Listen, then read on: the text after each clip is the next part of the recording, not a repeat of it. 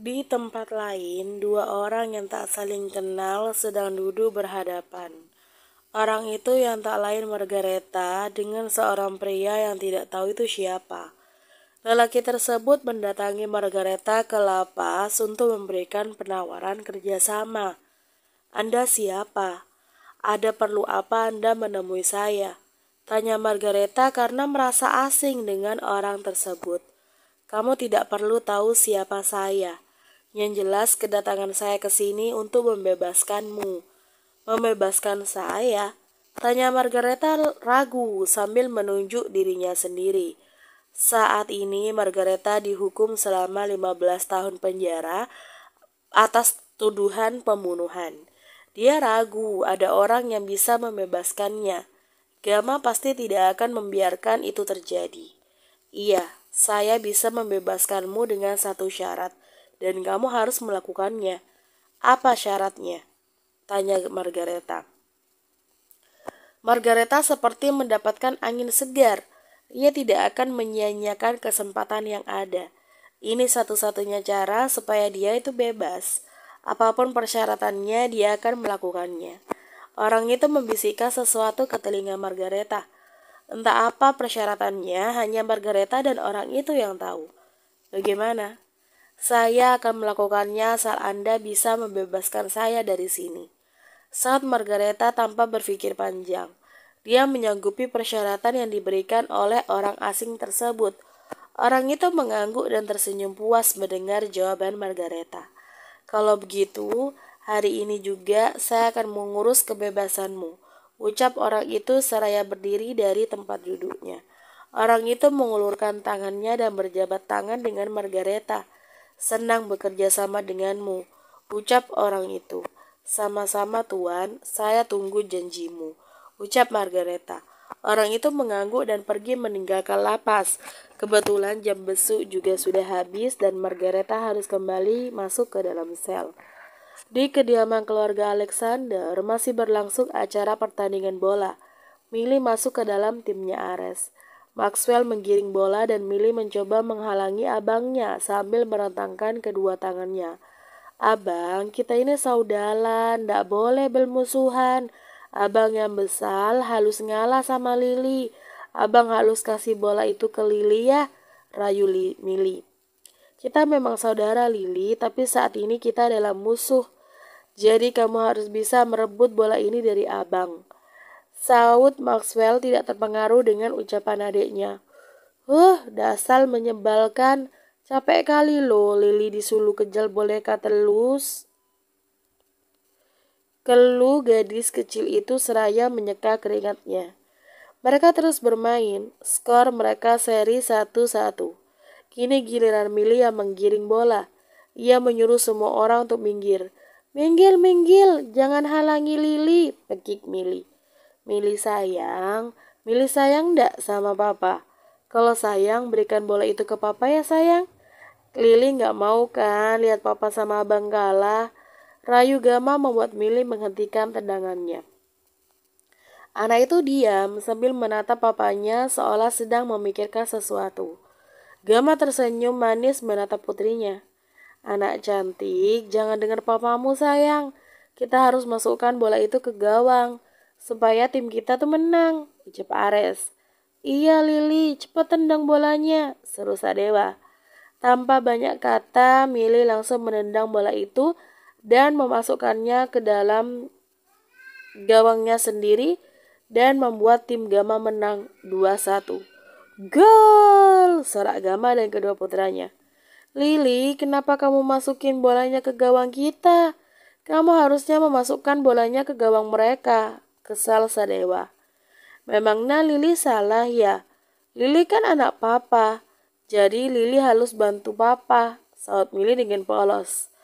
Ares menepuk keningnya sendiri.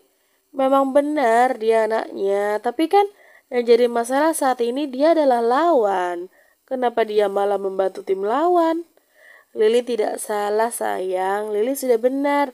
Timpal Gama dan mengangkat tubuh anaknya. Yeay, Lily hebat, abang sayang sama Lily. Sorak Maxwell dan juga Maxim sambil lompat-lompat. Udahlah, bubar aja kalau gitu. Kesal Ares dan membawa putranya bergabung dengan yang lain. Nevan dan yang lain hanya bisa menggelengkan kepalanya melihat tingkah cucu perempuannya yang benar-benar ajaib. Putrimu ngeselin, Ra. Bisa-bisanya dia malah memasukkan bolanya ke gawang lawan, ucap Nadine. Itu namanya anak yang berbakti, Kak. Dia harus membantu orang tuanya supaya tidak kalah. Saud Ara membuat Nadine merotasi bola matanya dengan malas. Tak heran anaknya seperti itu. Ternyata sifat emaknya tidak jauh beda dengan sifat putrinya itu. Malam hari mereka melakukan makan malam bersama. Tiba-tiba ponsel Ara berdering dan ternyata itu dari Felix. Siapa sayang? Tanya Gama ingin tahu. Felix Hani, sebentar ya aku akan mengangkatnya dulu. Jawab Ara seraya menunjukkan layar ponselnya kepada suaminya. Ara beranjak dari ruang makan. Dia sedikit menjauh dari mereka. Halo, ada apa? Ucap Ara saat panggilannya tersambung. Shit, bagaimana bisa? Kaget Ara. Terima kasih atas informasinya Felix. Aku akan memberitahukan kabar ini kepada suamiku. Ucap Ara dan mengakhiri panggilannya. Ara meremas ponselnya geram. Ia merasa ada seseorang yang sedang ingin bermain-main dengan keluarganya. Ara menetralkan perasaannya dan kembali ke ruang makan. Maaf, ucap Ara tidak enak dengan orang tua dan juga kakaknya. Dari dulu ayahnya tidak pernah suka anak-anaknya mengangkat telepon saat sedang makan. Tidak apa-apa sayang, ucap Nevan. Terima kasih ayah, balas Ara. Kini mereka melanjutkan makannya. Setelah makan malam selesai, Ara mengajak keluarganya pulang. Karena besok triplet harus sekolah. Kenapa harus pulang? Kenapa tidak tidur di sini saja? Protes Sadewa, dia tidak rela ditinggal oleh sepupunya. Kita harus pulang dulu, besok kita ketemu di sekolah. Maxwell mencoba memberikan pengertian kepada sepupunya itu. Kebetulan mereka satu sekolah, triplet PAUD dan Sadewa TK. Tapi sekolahan mereka masih dalam satu area yang sama. Iya deh, ucap Sadewa lesu. Abang Dewa ndak boleh sedih. Besok Lili belikan Bang Dewa batagol, oke? Rayu Mili. Iya Lili, Dewa tidak sedih, ucap Sadewa tersenyum menampilkan deretan giginya. Ara pamit dan pergi meninggalkan kediaman orang tuanya. 1 jam perjalanan mereka sampai di rumahnya. Gama dan Ara menggiring anak-anaknya masuk ke dalam kamarnya. Sekarang bersihkan kaki kalian dan gosok gigi, tinta Ara. Baik mama, jawab mereka dengan kompak. Mili masuk ke dalam kamar mandi yang berbeda. Di dalam kamar mereka terdapat 2 kamar mandi. Satu khusus Mili dan yang satu lagi khusus Maxwell dan Maxim. Aku ke kamar dulu sayang, ucap Gama dan diaguki oleh Ara. Lalu Ara membantu putrinya menggosok giginya. Setelah selesai, Ara mengambilkan baju tidur mereka dan mereka langsung memakainya sendiri. Triplet naik ke atas ranjang dan merebahkan tubuhnya. Ara menarik selimut untuk menutupi tubuh mereka. Selamat tidur anak-anak mama, ucap Ara dan mencium kening anaknya secara bergantian. Ara mematikan lampunya dan menggantinya dengan lampu kamar. Setelah itu, Ara meninggalkan kamar anaknya. Ceklek. Ara membuka pintu kamarnya dan masuk ke dalam kamar. Ara melihat suaminya sedang memainkan ponselnya. Ara melangkahkan kakinya ke arah ranjang dan duduk di tepi ranjang. Gama mematikan ponselnya dan menaruhnya di atas nakas. Ada apa? Tanya Gama melihat tatapan istrinya. Ada sesuatu yang ingin aku katakan padamu, Hani, ucap Ara serius. Apa itu? Tanya Gama mengernyitkan dahinya. Margareta telah bebas, Hani. Tadi Felix memberitahuku, ucap Ara. Bagaimana bisa?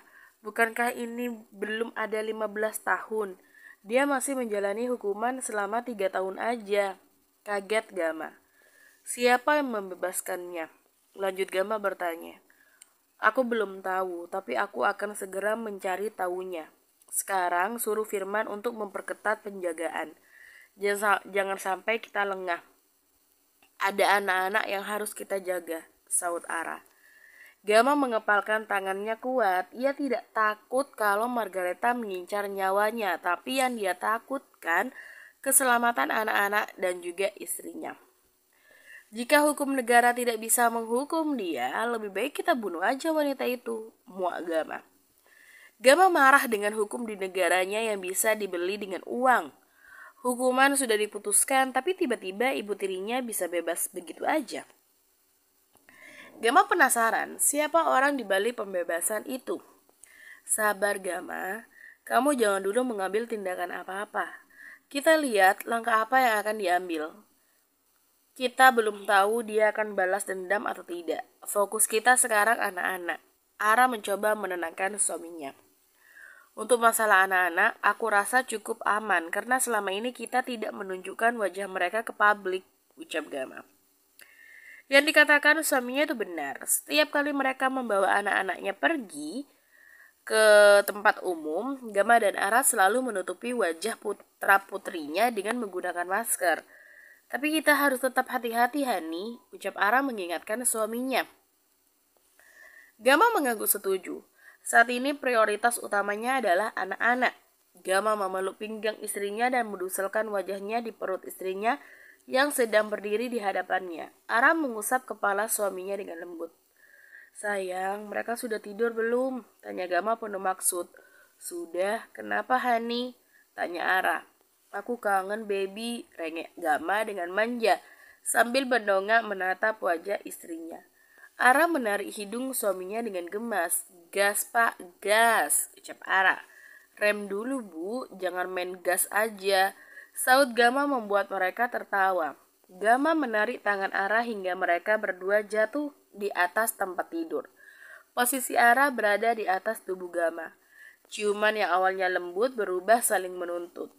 Sudah hampir seminggu Gama tidak menyentuh istrinya karena kesibukannya dan malam ini Gama tidak akan menyia-nyiakannya. Suara desahan mereka saling bersautan memenuhi kamarnya. Malam ini mereka lalui dengan penuh gairah.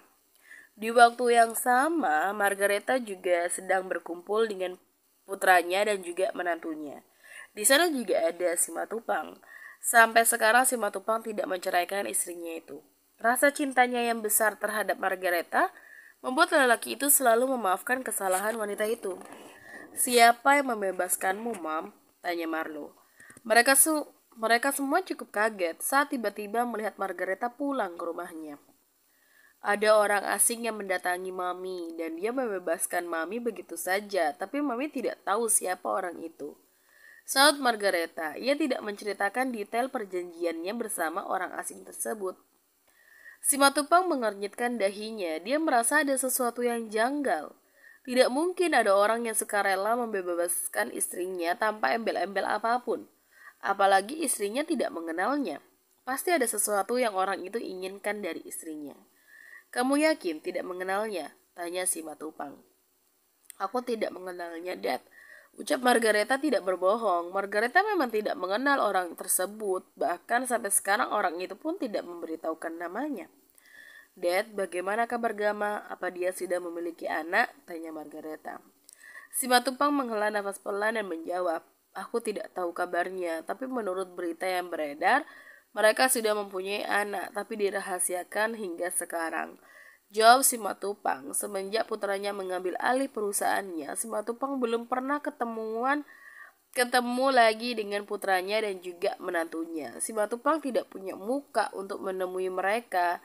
Violin pernah melihat mereka bersama 3 anak kecil, Mam, tapi Violin tidak tahu itu anaknya atau bukan. Pasalnya wajah mereka ditutupi dengan menggunakan masker. Di mana kamu melihatnya? Tanya Margareta penasaran. Di salah satu pusat perbelanjaan, jawab Violin. Margareta diam sejenak memikirkan sesuatu. Bagaimana kalau besok kita berkunjung ke rumahnya? Bagaimanapun Gama masih anakmu, Dad. Tak ada salahnya kita mengunjunginya setelah sekian lama kita tidak saling bertemu. Kamu yakin? Tanya si Matupang ragu. Pasalnya ia takut putranya itu tidak akan menerima kehadirannya. Iya, aku yakin. Kita juga perlu mengunjungi cucu kita, Dad. Jawab Margareta antusias. Iya, Dad. Pasti Ariel senang bisa bertemu saudaranya. Timpal Marlo. Ariel adalah nama anak Marlo dan Violin. Setelah dinyatakan keluarga si Matupang bangkrut, Abraham pernah menyuruh putrinya untuk menceraikan Marlo. Dan Violin sempat memikirkan perintah ayahnya itu, karena saat itu Violin masih memiliki kekasih meskipun sudah menikah dengan Marlo. Akan tetapi, setelah mereka hidup bersama, timbullah benih-benih cinta di antara keduanya. Marlo dan Violin tahu kalau masing-masing dari mereka memiliki kekasih. Akhirnya mereka sepakat memutuskan kekasihnya masing-masing dan melanjutkan pernikahannya. Abraham sempat marah dan mengusir mereka dari rumahnya. Marlo pun mengajak Violin tinggal bersama si Matupang di rumah kecil pemberian dari Gama. Akan tetapi setelah mereka dikaruniai putra, perlahan Abraham mulai luluh dan memaafkan mereka. Pagi hari Ara menyempatkan diri untuk membuatkan sarapan untuk keluarga kecilnya. Setelah semuanya matang, Ara meminta pembantunya untuk menyajikannya di atas meja makan. Bi, tolong sajikan di meja makan ya, Ara ingin melihat anak-anak dulu, ucap Ara. Baik nyonya, jawab pelayan. Ara beranjak dari dapur dan naik ke lantai atas menuju ke kamar putra-putrinya. Ceklek.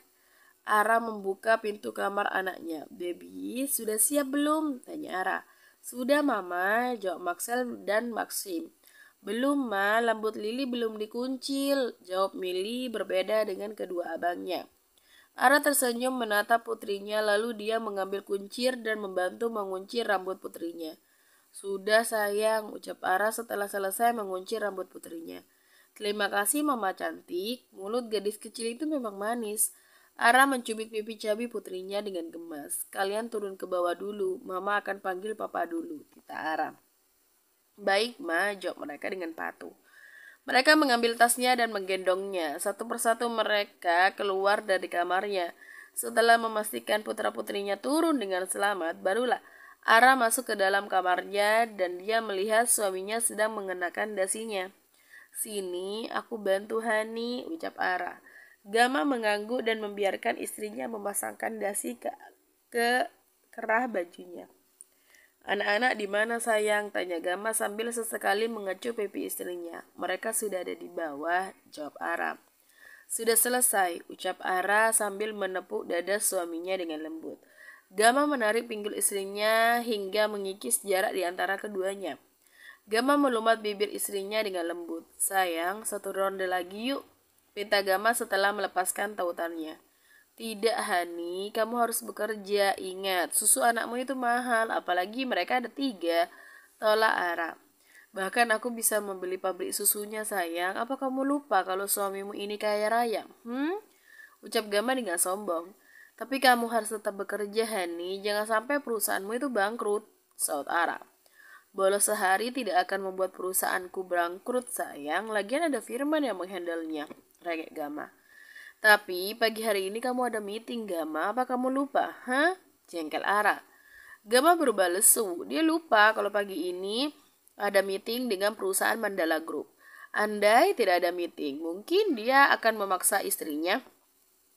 Masih ada nanti malam, Hani, ucap Ara membuat Gama kembali semangat. Baiklah sayang, nanti malam saja kita adu kekuatannya. Hari ini aku bekerja dulu, ucap Gama dengan semangat. Ara geleng-geleng kepala dengan sifat suaminya itu. Kemudian mereka berdua turun menyusul ketiga anaknya yang sudah menunggunya di meja makan. Bersambung.